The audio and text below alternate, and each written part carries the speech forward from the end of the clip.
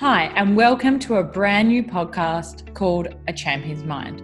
Today, I have a very emotional podcast with one of the most inspirational and resilient young ladies I've ever spoken to. She's Canadian born and a pro Muay Thai fighter, and together with her husband, they've saved enough money to create Watthanaya Muay Thai Gym, a gym for Isan children to flourish, hope, and dream for a better future.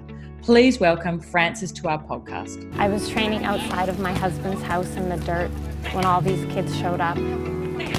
5 years later, they're still here. Our goal with the gym is just to raise good human beings and give these kids a real chance at life.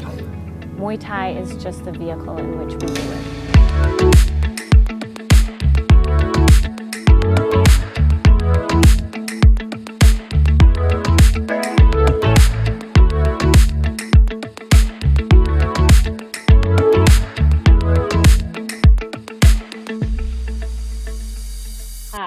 Awesome. How was your morning? Nice top.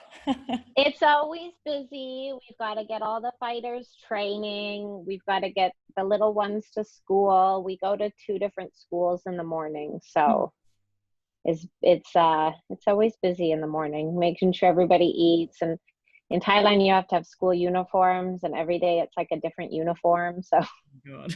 always something. Where are my socks? I don't know where your socks are. Did you wash them? No. Then they're probably in your shoes. Things like that. Thanks so much for jumping on. A bit off the list of the questions that I asked you yesterday.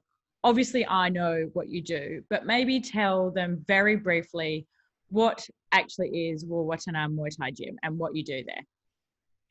So I, together with my husband, run Watthanaya Muay Thai Gym in North-east Thailand. We are a Muay Thai gym, but we are much more a community center. So we have tons of kids that just come to the gym looking for a safe place to partake in a structured activity. There's nothing for these kids to do. There's no dance class. There's no gymnastics. There's nothing here for these kids. And the villages are plagued with alcoholism, drug use, gang violence, all of these problems. So there's very little for these kids.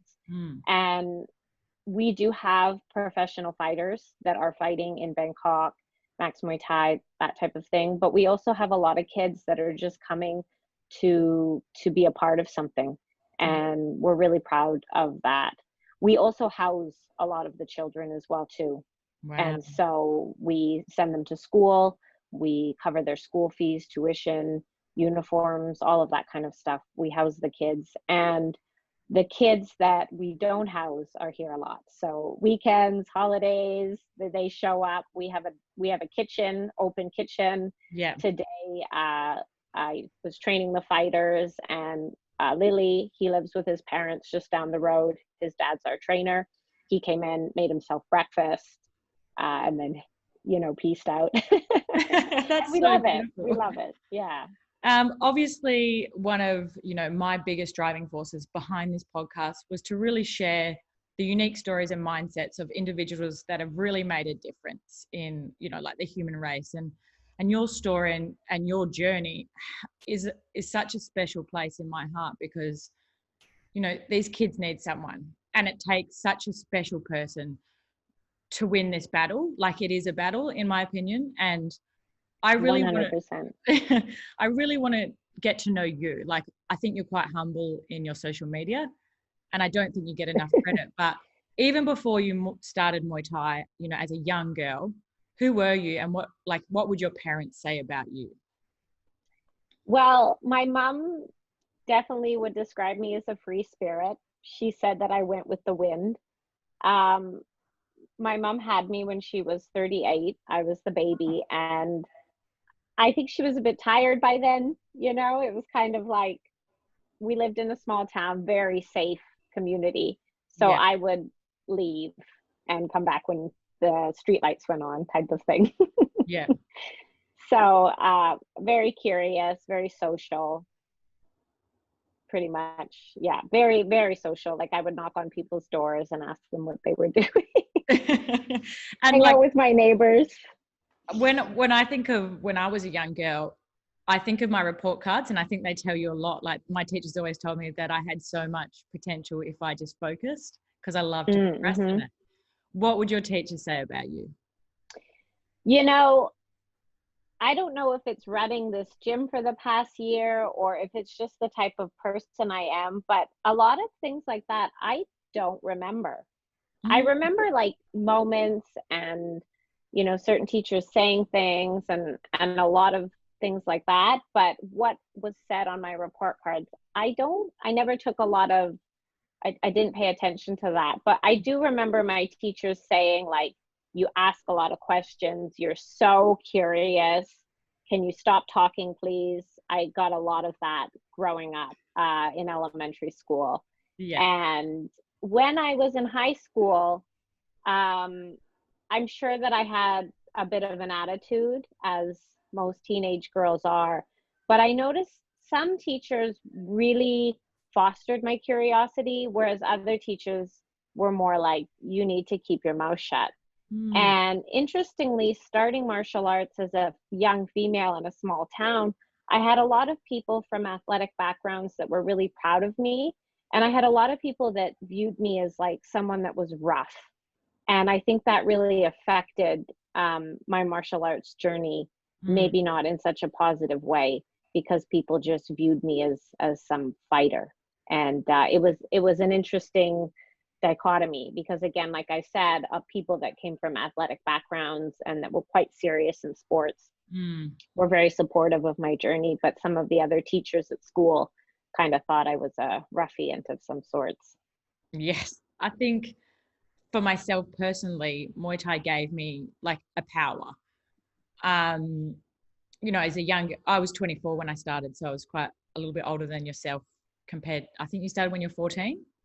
When I was 14, yeah. And it just gave me this community that I really craved at that stage of my life. What did Muay Thai, you know, help you with? Like, did it give you values in your life? Did it teach you about hard work? Muay Thai gave me so much. And I think that I definitely didn't realize it at the time, you know, but when I look back, I still keep in touch with my trainer, Glenn Kolesniko. The gym I started at, Pride Gym in Trail, BC, it's still open. And, you know, everybody from the gym, I still keep in touch with a lot of people from the gym, but a lot of my friendships from high school have kind of dissolved. You know, I have a few friends, of course, that I keep in touch with, but it's interesting reflecting on it now, how much Muay Thai gave me. And again, I was a teenager. It's a weird time for a lot of people. And it taught me discipline, consequence, responsibility, you know, all of those things. It gave me focus. It just gave me something in my life. You know, I would go to school and I would come home, and then what? It was all about Muay Thai, you know, body awareness, nutrition. I mean, it laid the foundation for so much of my adulthood. And it's a shame because, like most teenagers, in the moment, I wasn't aware of that. It took me years to realize how much that I really got from that. Yeah. Yeah, when I started, you know, everyone was like, what are you doing? You've changed completely. Like, you're glowing. And I was like, Muay Thai's for everyone. Like, spread the word. Like, everyone needs to be doing this sport. And obviously, like, as you said, people just view it as this really blood sport, dirty, gambling thing, where it's actually the most beautiful art. It is. It is. And beyond the sport itself, it is, again, it's a community. Like all of our kids, they come to the gym. The first thing I ask them, do you have homework today? Yeah. You know, it's so much beyond the actual competition and fighting and training and all of those things. It's so much beyond that. Yeah. Okay. So then you moved to Thailand, and that was like a one-way ticket kind of training trip, wasn't it? Yeah, I moved to Thailand when I was 19. Obviously, I had ideas that I was going to be a world champion and I was going to fight as much as I could. I loved fighting. And the one thing that was really challenging for me as a teenager was the lack of opportunity to fight. Canada's a big country. Amateur fights were hard to get. And that was Um, I'm 33 now. I'm having trouble with the math. Like 19 years ago, I started. Wow. Yeah. So it was hard to get fights. And I feel like if I had more opportunity to compete, it would have made things better for me, being just a lot more focused, seeing a lot more possibilities, and not even possibilities of like, pursuing it as a career, but I think I would have had it just would have been better for me to have more focus, like in Yeah. between competitions, maybe I got into some trouble as a teenager here and there. And I think if I was able to fight like the kids in Thailand, it would have benefited me a lot. Mm. So when I came to Thailand, I just wanted to fight. Mm. I met one of the fighters at my gym and we were married 6 months later. So my career took a positive turn, but And like, but even I still fought a lot in Thailand, and I was fighting in Isan, and I was farming, and I was selling produce. I mean, I just kind of dove into my husband's culture. life in the Yeah. village. Yeah, yeah. Yeah. And like, obviously when you come to Thailand, as like you were by yourself, um, Right. talk to us about some of the challenges you have as like a young female girl by yourself in a Muay Thai gym. Well, back then too, like I had to go to an internet cafe. I didn't own a computer. I didn't even know, like back then they didn't have smartphones Mm. back then. I mean, it sounds like a world away. It was only 2006 that I came here. It wasn't that long ago, but I'd have to go to the internet cafes and didn't speak any Thai. I think one of the things that really benefited me was I was so young and so naive, and there was nothing on the internet. So I had absolutely no preconceived ideas. And because I was young, my gym treated me like family, and they'd never had foreigners, so they didn't kind of know any different. And I just became one of the family, and I just kind of dove in. Mm. So, obviously there were the challenges with language and culture and things like that. But because I was, again, young, naive, I just kind of rode the wave, I guess you could say. Yeah. Yeah. So you obviously worked your way up to Isan, which is a pretty poor area in Thailand. And I The don't think, poorest and most underdeveloped area of the country. So it's quite a stark contrast from, Bangkok, Phuket, Pattaya, Chiang Mai. It's yeah, different out here for sure. maybe just talk us through how bad it actually is. Like, I went there and there were girls selling snails, and that was to like Hmm. me like a huge eye opener, because selling, like, I call that making something out of nothing. Hmm. And Um, I don't know if you've ever gone collecting snails, but it's hard work. yeah, Like they'll make like 80 baht a day from something like selling snails, but they've been working 5 hours to yeah, collect them and to wash them. wow, So they don't value time here. That your time doesn't matter. yeah, Whatever you can get from whatever you can find mm, is how it is. Um, One of the biggest problems I think plaguing Isan right now is the lack of role models, the lack of able-bodied adults. yeah, The village is plagued with elderly and children and those who are unwilling or unable to work, because any able-bodied people have fled to the city. yeah, They've left the village.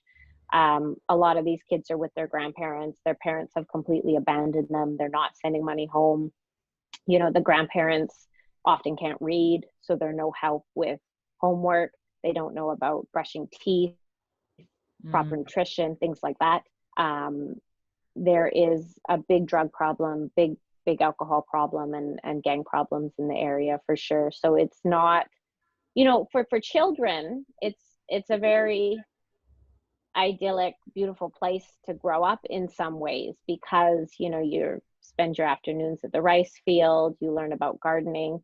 But mm, when kids reach adolescence without anything kind of anchoring them in life, and the boredom, a lot of people from the West, they really cannot understand this concept of boredom when there's nothing to do. yeah, People I was watching on social media were going crazy during the lockdown, and I felt for them, but I also laughed a little, because I was like, you know, doing something, anything is a luxury. There's no employment in the village, and farming is seasonal. Mm. And so these kids, they turn to drugs, they turn to alcohol, and there's no one there to stop them and to say no. Yeah. And it's just kind of like a lost generation. Mm. It's so sad. When you wake up in the morning to when you go to bed at night, what is a normal day for you like? Which is going to be huge, but talk us through this. It's huge. So I'm up at 5:30. Yeah. First thing I do is make myself a cup of coffee, because before coffee I am useless.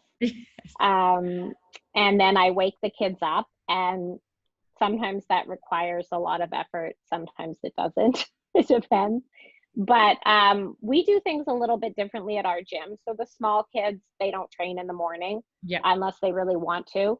And the bigger kids, we try to keep them training twice a day, but it's if they do have a competition coming up, it'll be, a longer run, a little bit more training session. If they don't have a competition, we just wake them up. They run 3.5 kilometers, do some stretches, shadow boxes, and they're done. But for example, Bat and Lily, they have fights at Rajadamnern right now. So they ran 7K today, 200 sit-ups, 100 push-ups, stretching, rub out any injuries that they have. And it's always a bit, it can be a bit chaotic in the morning. I kind of joke to people that I run my house like a military camp. Everybody has responsibilities. So one of our kids, his knee was a bit sore. So he didn't run. So he was responsible for like waking up the younger kids. But kind of like, I think sleep is very important. And the way these people have to live, sharing, 5 to a bed, things like that. The kids don't get enough sleep. And there's also nobody that's disciplining them when it comes to like electronic devices. And phones in Thailand are ridiculously cheap because they just want to get them in the kids' hands so that they can load their phone up with like $1 a day. Yeah. Because people can do that. So you can go to 7-Eleven and get a phone for like under $10. Wow. Just because they want children to have it. Also, a lot of schools require it. Oh. So that is something now that's been a challenge, but I police that. So I take their phones away at night. But that also means they don't have an alarm clock. I'm the alarm clock. Okay. And, the other kids, the smaller kids, I want them to get more sleep. So I wake them up later. After training, everybody showers. Breakfast is kind of Western style for us. Get an apple, get a banana. I've got bread. A lot of the kids like egg and Ovaltine, but it's kind of like breakfast is a bit of a free-for-all. I let the small kids, like, I'll make sure that they eat properly, but the big kids, I'm like, this fridge is fully stocked. Put something in your stomach and off to school. I drive the kids to school myself. I give them their lunch money, and I come home, and then I work online, various freelance jobs. It's very up and down. Yeah. And so I just start working as soon as I get home. My husband works in Canada at DCS, Diaz Combat Sports in Vancouver. So he spends half the year there and half the year here. And we just have had to do that to make ends meet. And obviously when he's here, things are a lot easier for me. Yeah. And when he's gone, things are a lot harder for me. But after I work, I have to run the household. I do, up to 3 to 7 loads of laundry a day. I go shopping, I clean, get everything ready. Promoters will be calling me because I manage the fighters. So my days are pretty busy. 3 p.m., I get a few things ready for dinner. And then I get everything ready to go pick the kids up from school. Yeah. I pick the kids up from school, and then we commute, pick up my trainer as well too. Then we drive to the gym. We drive to the gym. We train till about 7 p.m. I drop my kids off. The older kids will cook dinner, but I'll have the rice cooked and kind of things prepped for them, so it's fast. Yeah. Because sleep is a big thing for me, for the kids that I like. So I'll drop off my kids first, tell them to shower, start cooking. then I drive my trainer home, then I drive all the other kids home. So I think I go, right now, we go to about 3 different villages. Wow. I guess if you include my trainer, like 4 villages. They're close by, like neighborhoods, I guess we would say in the West. But 4 different neighborhoods, it adds up time-wise. So then when I get back, it's about 8 p.m. Kids are eating, make sure everybody's eaten, check on homework. So again, the kids that don't have fights coming up, they do their homework at the gym, and I just try to my best to stay on top of all of that. Then between 8 p.m. and about 9:30, just cleaning up, making sure everybody's ready to go. And then I take their phones away between 9:30 and 10, depending on their age, depending on their competition schedule. And then depending on my work schedule, once the kids are in bed, sometimes I'll put in another 2 hours of work, depending on what assignments that I have. Wow. Because I like the quiet. Yeah. So this is And like then 6 days a week for you, this type of thing? 7 days a week. Yeah. I mean, we don't close the gym on Sunday. Sunday mornings, I usually, if the kids have fights, they're often training. Yeah. And, you know, it's Isan, it's fight, you know, it's Thailand. You fight on a Monday, you fight on a Wednesday. Yeah. And so if the kids aren't fighting, we won't train on Sunday, but we don't let the kids just take off. So usually maybe they have to mop and clean the bathroom. Maybe they want to go fishing. All the other kids usually show up. Maybe they want to cook something special. Yeah. Okay. So Sundays, that's our sleep-in day. But if the kids have a big fight coming up, we'll head to the gym. Awesome. And do you calculate like a budget per kid, or we don't necessarily? We just make ends meet, and we've been doing that for a long time. You know, our monthly donors keep us alive. I work, my husband works. And people are very generous. We've been doing really well. And we're very grateful for that. But we do have kind of like a monthly budget of what it costs to run the gym. And often if we get more donations that come in, they go towards other things. For example, school opened in Thailand, and we spent 1,200 Australian dollars on school fees and uniforms for the kids. Yeah. So we were able to, you know, a lot of people with the Humans of Fighting video, that created a lot of positive response, and we got a lot of donations come in. So we were able to cover all school uniforms, all school fees for the kids. And we even send another kid in the village to school. Awesome. So to like a better school. They're supposed to be, government schools are supposed to be free, but there's all these fees involved. And things like that. So this one kid, he actually fought twice, and he was terrible, and he just didn't like it, but he tried. And his dad died, and his mom is one of those women that sells snails. So she will collect lotuses, she will dig for wild potatoes, she will fish, she will do anything to make ends meet. And they weren't able to afford to go to school, so we sent him to school now. And we appreciate him, you know, trying Muay Thai, but he's just not a fighter at all. Yeah.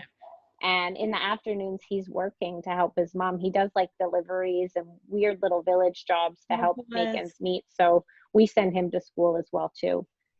We pay our trainer $400 a month, which we're very proud of. And that's really good, isn't it? That's really good, because he's only working in the afternoons, and he has a job in the day, and he's just an amazing person, and we're so proud to have him helping at our gym. And all through COVID, you know, we were able to pay him thanks to the support of our monthly donors, and it really meant a lot. We have a second trainer sometimes, like, you know, we have a lot of people that kind of come here just looking for a place to get their life together. There's a kid, he's from a big gym in Bangkok, but because of COVID, he's in pretty like rough shape physically, and he's just a bit burnt out. So he just asked if he could hang out here. So he's been holding pads for the kids, and we give him 100 baht a day. And that's good for just a few hours of work in the afternoon, and he gets something out of it, and we feed him. And he just went to Max this we had a fighter on Max last night, and he went, and we paid him for a corner. So because of, again, the support of our monthly donors, we're able to help out, quite a few people in the community, and it's really amazing. And the people, we've had our ups and downs over 6 years, but we've got this really core group of kids and people and everything like that supporting us, and it's been amazing. Our food budget is probably the biggest expense. Our kids eat really well. They go through probably a dozen eggs every 3 days. Okay, that's they drink a jug of milk every day, a box of electrolytes every week. And as I mentioned, we have the kids that live with us, but we have a lot of kids that just kind of come and eat. At the gym, we always try to provide healthy snacks for the kids. So the kids that don't live with us, I buy they will eat 6 kilos of fruit a day. Wow. If I buy it. Yeah. So food, we spend nearly 2,000 Australian dollars a month feeding these kids, and they're so healthy, and it really warms my heart, but it's very bittersweet to see so many kids not getting adequate nutrition here. One of the little boys we took in via, he gained 2 kilos in 3 months living with us. And again, it's bittersweet, it's so empowering to just feed children and see them eating healthy, nutritious food. But it's also very, very sad knowing that, so many children in the area are not getting adequate nutrition. So when I first discovered all the work you were doing, it was via Facebook with a GoFundMe. And I had to look past the fighting, because it was really something about the hopes and the dreams that you were big about with these kids. So the fighting was just the side thing, but it was really about giving them something to aspire to. And that was what I loved so much. But then I really thought these kids are just denied of basic needs, basic human needs, right. The food, the shelter, a place to sleep. And, I live in Australia, and kids take this stuff for granted every single day. Running water. Showers, running water, toilets, and it brings tears to my eyes. I'll probably start crying. But I really want to know about the positive flow-on effect. So you obviously have given these basic needs to the kids. And then the next step was obviously building relationships within their community. And then they got their confidence, and then they're winning fights in stadiums. That's just the kids, not even talking about Isan communities. And from kind of what I'm hearing, it's great that they can go to Bangkok and there's a life there, but you kind of want to bring the life back into Isan and the communities. Otherwise, it's 100%. Yeah. 100%.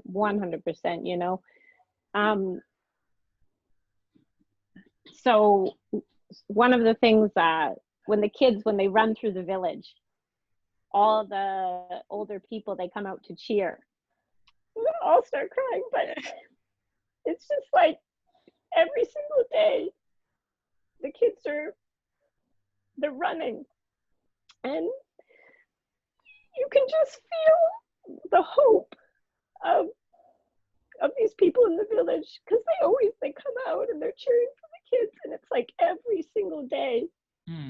And they're safe, and they're not doing drugs, and they're moving forward. And all of our kids, the number one rule at our gym is you have to stay in school, and you have to keep up with your studies. And that's a lot of work for me. I'm for the schools, the legal guardian for all of these kids that live with me. Yeah. And so I'm registering them, I'm keeping on top of things, making sure that they get, and the Thai school system in Isan, it's not good.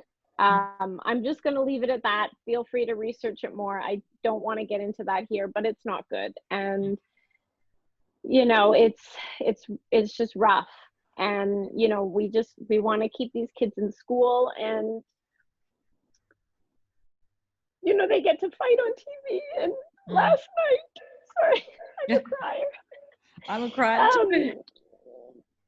But our fighter, he fought for a title at Max, and he's had a really rough go. First, he's 19 and we had to buy him out of a bad contract. Yeah. And first came to me and he doesn't believe in anything because he had just been screwed over time and time and time again, and he just doesn't believe in anything. And you see it when he trains. He always kind of would just put the bare minimum in, and he didn't have that hunger that some of my younger kids do, like Bat. He's so hungry because he believes in Muay Thai, and we've provided this ability to believe. Yeah. We've shown them hope. We've shown them possibilities. I mean, Boom is such an amazing role model for these kids because he came from extreme poverty, child labor, like you name it, he lived it. And Muay Thai has empowered him beyond anything that's possible in his village. And so last night, Boom's dad, he lives in a stilt house. So that's another personal project. You know, Boob and I are trying to do something to help his dad as well. We take care of his father. Yeah. And the kids were watching TV with his father, watching First fight on TV for a title, and they were cheering so loud that the house started to shake. It started to shake, and First won the fight. And you know, it was hard getting this gym through COVID. A lot of gyms closed down in Isan. A lot of kids just left Muay Thai. They just left and they're not coming back. So it's been in a really emotional past 4 months, and having the kids home 24/7 has been tough. And so last night, just getting, you know, to see that, it's just the kids, there's just hope. And I think in the West we take hope for granted. Like, you know, in the West, it's like, what do you want to be when you grow up? I want to be a doctor. I want to be an astronaut. And everybody's like, yeah, you can do it. But here, no, you can't do it. You can't do any of those things. And so giving the children hope and safety and structure, I mean, that is our number one goal with this gym. It's really not about building fighters, you know? And so First fought last night and he won, and Boom said, you know, you haven't fought in 4 months. And when the kids fight in Isan, we don't deduct anything from them. Okay, yeah, they get. But we do require, they get their full purse. We do require that they save it, and they save it with us, because it's just a better way to manage their money. And then when they want to buy something, they have to discuss it with us if it's expensive. If they just want some spending money, of course, you know, I have a big system, spreadsheet, everything. I do it all. But when they do fight in Bangkok or Max Muay Thai, to help keep the gym sustainable, but also to help these kids understand a very valuable life lesson, we take 40%. And people need to, it's just something they need to understand, you know, like if you're a contractor, maybe you pick up a job, but you have to pay your staff and you have to buy supplies. And I mean, that's how the world works. Yeah. So when they fight in Bangkok, we cover hotel, gas, food, everything. We pay the trainer everything, but we will take 40%. And it's, again, to help keep the gym sustainable, because on trips like that, we barely break even, you know, hotel, gas, food, it adds up. But again, it's a life lesson for these children that, you know, there's a community of people behind you, and that's just how it works. You know, I mean, fighters in the UFC, they pay their manager, they pay their trainer, you know, it's very normal. Sometimes I think people hear that and they're like, what? But that's kind of how life works. It's good education. Right. And so last night, Boom said, you know, you haven't fought in 4 months, so we're not taking anything. And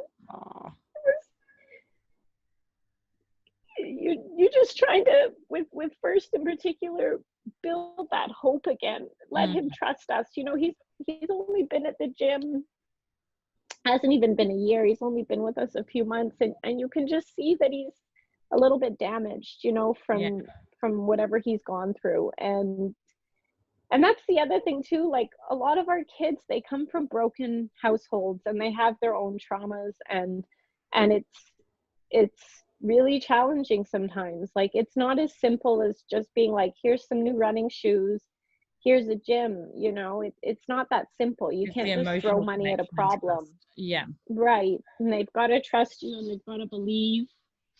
And I mean, it's tough. Like, here I am crying again on a podcast, but like some nights I cry myself to sleep because it's just so hard, and the stories they tell me, and I kind of just have to have tunnel vision and just focus on our kids and what we're doing. I honestly don't know what's been going on outside of this for a while. Like I said, do they come to you as positive things though? Like the good news stories, do they ever like roll up into your room or wherever you're doing work and be like, yes. Like I remember when Bat fought in Bangkok, his big debut, and he won, and it was an incredible fight, a defining moment for him, for our gym. And he was running in, look, they put me on YouTube, look, they posted this. And I remember too, when Bat graduated grade 9, which is compulsory education in Thailand. And he's, I graduated. And he was taking, you know, he's still in school, obviously till grade 12, but grade 9 is considered compulsory. Unfortunately, most kids drop out as young as grade 6 because they can't afford secondary education. And do they love school?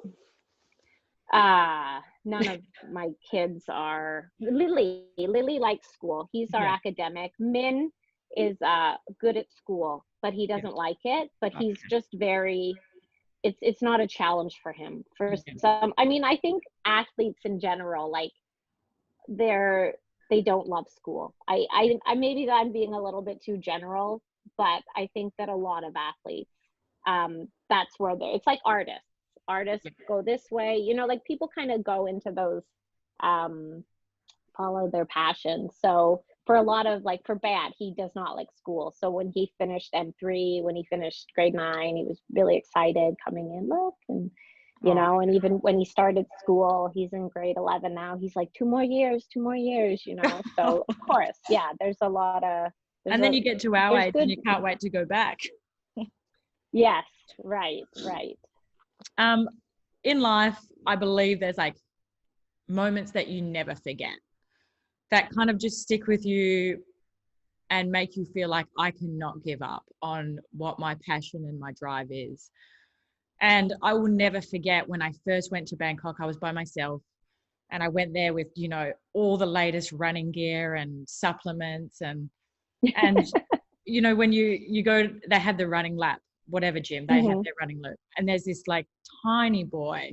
You never know how old they are. They could be like my age, but right. So malnutrition is a big thing. They can be little for sure. And genetics as well. Yeah. He ran 10 kilometers in a pair of thongs. And then we got back to the gym and he has no gloves. He's in like tatties of clothes. And I just felt like the biggest selfish, entitled human on this planet. So I took off my gloves and I gave them to him. And then he just started crying with happiness. And he got like a little pen out and he wrote his name on them. And he was so proud every day, you know, like he had this sass walking around the gym. And then we all pitched in to get him some joggers. But I went back to Australia and every single night I collect our lost property. And it's gloves, Nike, the best stuff. People don't even care about it. They just go buy new stuff. Right. And I literally just spoke to my husband because he's half Thai. So his family live just outside of Bangkok. And I said, I need to put all this in a box and I need to send it to these gyms because these people don't even care about it. There's no value on these items. And he's like, yeah, it'll cost you more money to send it than the actual Unfortunately. Yep, that's a big problem. And then I hear about charities or donations like yourself. But, you know, back to that mindset thing, what are those like moments that you've had that just drive you to keep having that tunnel vision day in, day out? Well, there's so many moments, I guess. But there was a time, you know, our gym started off with this big boom. You know, the gym started itself. All these kids started showing up. They were training. Everybody wanted to fight. You know, it was something new and exciting happening in the village. And over time, it just fizzled. Some of the kids got hooked on drugs. alcohol, lazy, lack of motivation, no hope. Addicted to gaming is actually a problem here. The gaming shops are open 24/7. So again, there's no sort of like government assistance here. Like I've seen 10-year-olds buy cigarettes, and I see kids just go into the mom and pop shop and buy shots of rice whiskey. Yeah. And of course I say things, but nobody cares what I say. So I just kind of bow my head in shame and go back to focusing on my kids, So things really started to fizzle out. And there was a time when Bat was our only fighter. Wow. We had built this big gym. We had people from all over the world supporting us. Yep. This was the time at the beginning, we had our amazing monthly donors, but obviously we weren't getting much. We did a GoFundMe. We built the gym. I was working for Booster Fight Gear at the time. My husband had come back from his job in Malaysia, and it was just like my daughter, her best friend Nung Ning, who fights, but she's just like, she's the buffalo girl. My husband calls her the one you see jumping off the buffalo. Yeah. He calls her his Muay show. Yeah. Okay. Because she's just not really into fighting, but she loves training and she's so good. And Bat, our fighter. And, again, we just had all this support. We built this big, beautiful gym, and none of the kids wanted to be there. And every day we would go to the gym. I was there 7 days a week, and there's like a hill. Like when you're coming up to our gym, the kids have to walk up to this little hill, and we built the gym in Boom's dad's garden. And I would just sit there and wonder if Bat was going to come. And I just remember sitting there every single day. And every single day I would see him walking up. And I just thought, if we can save one child, if we can break the cycle of poverty for one child, because that will have rippling effects, I said, then this is all worth it. And I just, I love that kid like my son. I raise him like my own. And I just was there every single day for him, and he was there every single day for us. And we got through that together as a family. And Bat, he started making money. He started making a name for himself. And it's because of him and his hope and his belief and his trust in us that the gym is where it is today. Because when Bat started to make a name for himself and bought himself a really nice phone with his own money, other kids started to come. And Min came. Min's from like really far away, and his parents moved him in with us.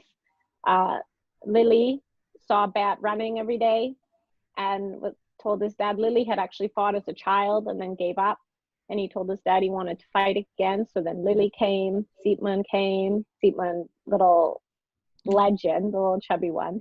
And then their dad came, and then their dad became our full-time trainer. Like, that was, I'll just never forget that image I have in my head of his tiny little body, and Bat was definitely one of those kids that was very malnourished as a child, and he was abandoned by both his parents. So the first year of his life, he went through a lot. I don't want to get into it here, but it was bad. And he was raised by his aunt, who was raising 4 other abandoned children. So she, again, digging snails, digging wild potatoes, all of these things. And I just remember just his tiny little body. And he always came to the gym with a smile on his face. And I just have that, image burned into my head, just him walking up and just so happy to see us. And, like I said, I love that kid like he's my own. And I don't know if the other kids realize it, and it doesn't really matter, but Bat is why we're here today. He's leading the way.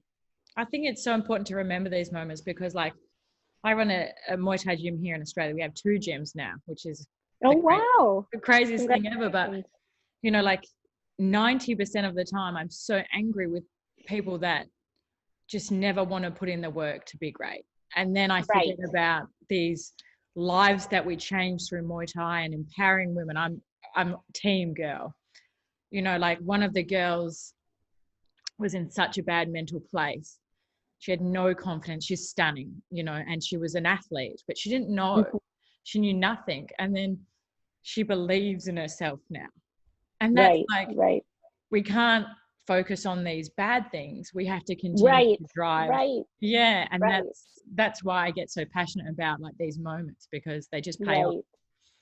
I think another moment that you'll really relate to was Thai people, they don't give a lot of compliments. No, zero compliments. I get told I'm too fat. Yes. And that, you know, my husband, this one old lady, she's got a Muay Thai gym. I love her to death. She's my bestie, but she told me I was so fat that my husband was going to leave me. And then I lost a bunch of weight. And then she said, you're so skinny, there's nothing for your husband to grab onto. He's going to leave you. And I said, well, according to you, he's going to leave me no matter what. Like, you know, and I love it. I love the banter. I love these women. They just straight talk. And I mean, like, I put it right back to her. I'm like, oh, that's good. It was like a 11-day festival, and she was just sitting at the fights 11 days in a row, just sitting and eating because people kept buying her snacks. And I was like, 11 days, I think you put on 11 kilos. I said, every time I come here, you're sitting there eating. So like, I love that, but you don't get a lot of compliments, and sometimes you just don't know if you're doing the right thing. So we have this one girl, Moy. A lot of people on social media think she's a boy, but she's a little girl. Yeah. And Loma Lupunmi is her idol. Loves Loma. Loves Loma. Like, they've met a few times, and Moy just adores her. But Moy was a victim of domestic violence, and it was bad. It was really bad.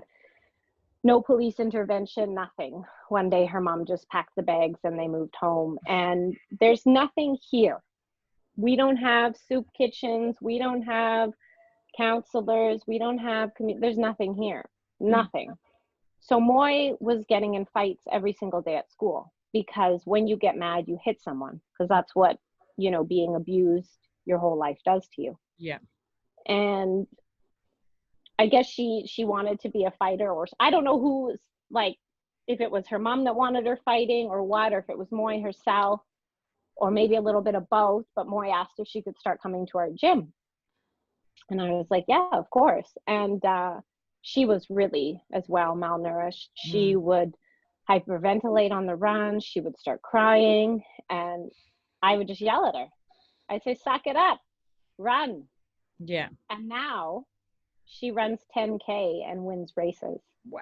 So I'm pretty tough on the kids. That's kind of my style, you know? And I think, unfortunately, in this type of environment, the kids need that. Yeah, so anyways, you know, I'm tough on the kids. And Moy believed in us, and just kept, it was hard for her, you know, again, being kind of weak, and it was hard for her. She pushed through all of that and started competing. And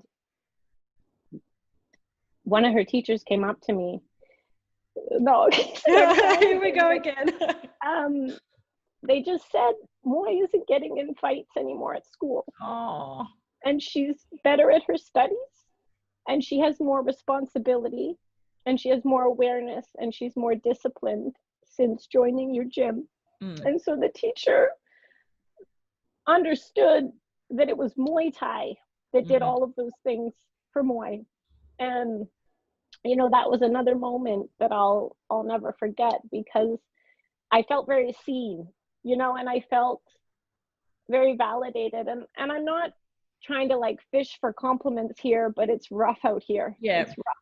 And you just don't know if you're doing the right thing sometimes. And like I said, you got to be hard on these kids, because life here is rough and tough, you know. And Muay Thai, if they do choose to compete, it's a pretty serious sport. So you've got to be ready. And you know, that's what our gym has given Moy, is empowerment, confidence, and accountability as well too. You know, at our gym, if you get mad and hit one of the kids, you're running laps, you're getting yelled at, you know. So Moy she learns sportsmanship as well too, how to control her temper so much. And again, you know, for kids that come from backgrounds of domestic violence, most of those kids just turn to drugs and alcohol here because there's no one to talk to. There's nothing here for them. There's no safety nets in Isan. Yeah. Oh, and obviously, kind of to wrap things up, I know that you have like a few schemes where people can donate. Like you do the kind of sponsor the gym monthly payments, and then you have like the Build the House Fund. So just talk us through about that. So our monthly donors are what keep us alive. And you can sign up to be a monthly donor on our website. Any amount, you can donate any amount. You know, we have some monthly donors donating $2-3 a month, and that's great, and we appreciate it. And that just kind of goes into one big pot, keeps the gym open, doctor's visits, birthday parties, food, pays for the trainer, all of that. For people that don't want to make a commitment, we have people through the website as well that just make one-time donations. And that too just goes into the pot. We're doing a lot better now, and we're so grateful for everyone's support. You know, it's been quite a rough few years, but now we've even got a little savings account set up for the gym. And we're proud of that because things happen. It's life, you know, like if somebody gets sick, if whatever, you know, things break down, things like that. So that's what keeps the gym open. The way we're set up right now, we live out of 2 apartments and we're commuting to the village, my husband's village, every single day. We are spending a fortune on petrol, and the time we spend in the truck is just dead time. We are packed to the brim. I can send a little video to you, but we have no more space in our truck. We have 18 kids in our truck, and you know, that is not ideal. And during the monsoon seasons, they get drenched, and it's very time consuming. You know, my husband and I, one of us has to be present at the gym at all times. And that's okay, but it's hard. Like, you know, we don't, we don't really do anything as a family anymore. That's okay. But it's not a sustainable way of living. And we also rescue animals. So we have right now 4 dogs and 12 cats, and we take them in and we spay and neuter them. We live next to a temple, so a lot of people abandon their animals at the temple, and then they come to our house, and then I take them in. And our landlord is amazing, but we're just taking up, we've just completely outgrown this between our animals, between our fighters, the time spent commuting back and forth to the gym. It's just not sustainable. So we started a GoFundMe, and we're doing amazing. We've also got a Run for War Watthanaya campaign happening right now. And again, we're just completely overwhelmed by the support. All the money raised from that is going to go directly to the GoFundMe. But the goal is to move the gym into the town that we live in. So the town that we live in has a much better culture, as my husband would say. You know, it's better than the village, unfortunately. The kids all go to school here as well too. It's also a little bit more visitor friendly. It's got a 7-Eleven, it's got a Tesco. We want to move the gym into town. So we want to buy land, build a big house, build a gym, and then we also want to build 2 bungalows for visitors. And having visitors at the gym, for a long time, we've kind of just haven't been able to do that. I mean, like I said, 18 people in a truck, we can't fit anybody in the truck. We can't, we're stuck. We're really stuck. And, you know, more kids want to train, and I don't even know what to say to them. And especially, like I said, with my husband gone working abroad, when I'm here on my own, there's only so much I can do. So by moving the gym into town, we can have some foreigners, and that'll help create sustainability in the gym, you know, because everything is very dependent on my husband and I, and that's okay. You know, we're in it for the long run. I will never abandon these kids, but I would like to create something sustainable that'll have a positive effect on the community, create more jobs, things like that. So that's the goal with the GoFundMe as well, having more space for our animals. The kids can have a little garden, have a little farm, Have some And chickens. yeah, and also like we need to build accommodation for the girls. Right now, my husband sleeps on the couch and the girls will sleep with me in my room. Mm. But I would like to have a room for the girls, you know. Uh, Moy, she'll sleep with the boy. She's a tomboy, you know, she's Yeah. pretty chill and stuff like that. But you know, it's She's just gonna with grow kids, up. you want them to have their own space. And I think too, like having adequate sleeping arrangements, sleeping conditions, it makes it's like I said before, when I see how healthy my kids are, it's bittersweet because you realize how unhealthy these kids are. And I think a lot of people in the West, they romanticize this idea of simplicity. But you try sleeping on a floor, 5 people with one fan, you're not going to get a quality night's sleep. And without a quality night's sleep, your whole life is affected by that. So we need more space. Like I said, we've completely grown out of these 2 apartments, and our landlord is very patient with us, but it's very challenging. So yeah, we want to move the gym into town, have the house and the gym at the same location. So that'll cut back on driving and things like that. Yeah. And just have more space for all of our kids. Awesome. Well, honestly, thank you so much for taking an hour out of your day to jump on and, you know, talk me through your journey. Thank you. I'm sorry I cried so much, but that's me. So I I said to myself, I'm like, don't cry again. Like, just hold it together. But it's been a, you know, the whole world is hurting a little bit right now, and it's been a really tough 4 months. But when I drove my kids to school last week, like, it's just such a proud moment, you know. We didn't lose a single kid during That's COVID. amazing. All our kids are here. You know, we haven't really skipped a beat, and it's all thanks to the support of our donors that we were able to do this and house the kids during COVID and just take care of everybody. So it's been a roller coaster, but especially the last few months have been challenging. So yeah, all our kids are in school. So happy they're in school right now. You could have a moment of peace. Yes, yeah.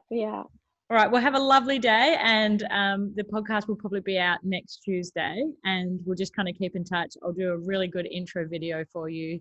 I love the footage of you holding pads and everyone eating that kind of, and the little girl on the floor with the birthday cake. Oh yes, little Moy. That's Moy. That's the one I said who was who came from a tough life. That's Moy. That's her. Now she cuts her hair nice and short. Yeah. Because that's the way she wants it cut. But yeah, that's Moy. It's big things for these kids, you know. Yeah. Your work is awesome. All right, Frances, I'll let you go, but thank you so much. Okay, thanks, Whitney. Keep in touch. I will do. Hey, bye.